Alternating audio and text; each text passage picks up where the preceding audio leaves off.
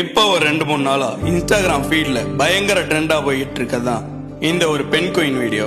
இந்த வீடியோவை கண்டிப்பா எல்லாருமே பார்த்திருப்பீங்க. இந்த வீடியோ 2007 எடுக்கப்பட்ட encounter at the end of the world அப்படிங்கிற டாக்குமெண்ட்ரியில கேப்சர் பண்ணப்பட்ட ஒரு வீடியோ.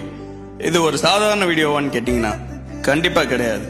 ஏன்னா பெண் குயின்கள் எப்பவுமே கூட்டமா வாழக்கூடிய ஒரு சோசியல் அனிமல்.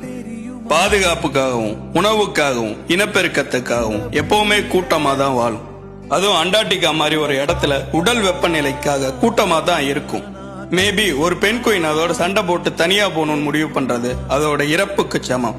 இந்த வீடியோ ட்ரெண்ட் ஆகிறதுக்கான காரணமே இதுதான்.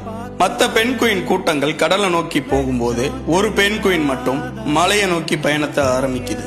அந்த பெண் குயின் எதுக்கு இப்படி பண்ணுதுன்னு கேட்டா இங்க யாருக்குமே சரியான ரீசன் தெரியாது. அப்புறம் எப்படி இந்த வீடியோ வைரல் ஆகுதுன்னு கேட்டா இங்க இருக்கக்கூடிய நிறைய பீப்புள்ஸோட மனநிலை எப்படி இருக்குன்னா, நம்ம எல்லாருமே ரன்னிங் ரேஸ்ல ஓடிக்கிட்டு தான் இருக்கோம். யாருக்காக ஓடுறோம், எதுக்காக ஓடுறோம், சரியாதான் ஓடுறோமான்னு கேட்டா தெரியாது.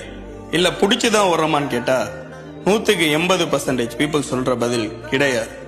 ஏன்னா நமக்கு பிடிச்ச ஒரு விஷயத்த இங்க நம்மளால பண்ண முடியும். அதுக்கு காரணம் சொசைட்டி, ஃபேமிலி அப்படின்னு டிஃபைன் பண்றோம். ஆனா உண்மையான ரீசன் நமக்கு நம்ம மேல கான்பிடன்ட் கிடையாது. இந்த ஒரு வீடியோவோட எண்டு ஹாப்பியா இல்ல சோகமான்னு சொல்லிட்டு எனக்கு சத்தியமா தெரியாது.